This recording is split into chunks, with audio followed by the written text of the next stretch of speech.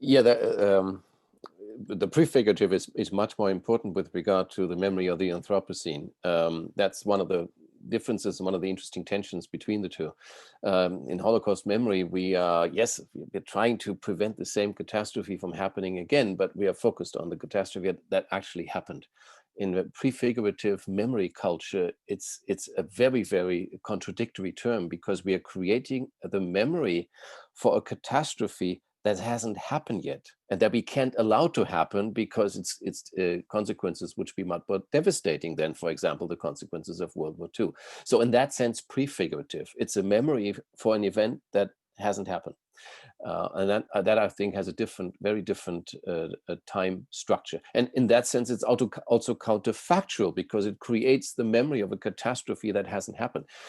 And since so much Holocaust memory is based on the question of on not permitting the counterfactual, not permitting the denial, there is a structural tension here that can be productive, can be productively used, but it exists.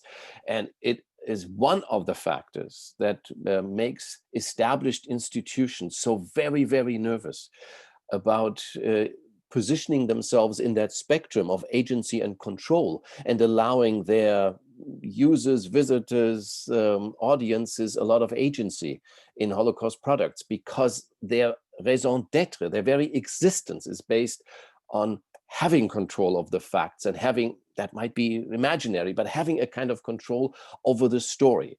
That's very important to these institutions.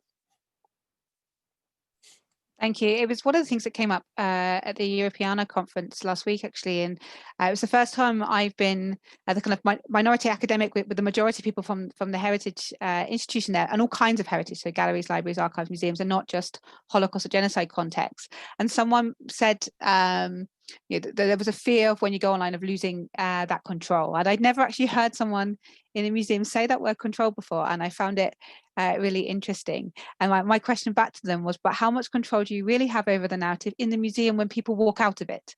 Because people still go and tell people their own versions of what they saw. They fill in, they see 6 objects that they like, and that's the story, and they fill in the gaps between it. Can I quickly connect to that? Yeah, absolutely. Yeah, I would say, so when we talk about digital culture, right, appropriation is a very core notion. We think about, okay, people have a lot more freedom to appropriate whatever they're confronted with.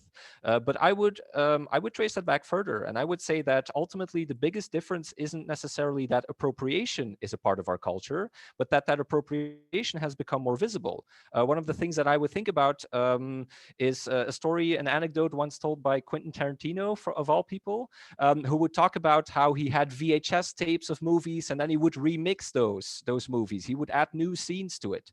So basically what you see there is even a film like Schindler's List, a classic in Holocaust memory, people already had the possibility to go and remix that through VHS technology.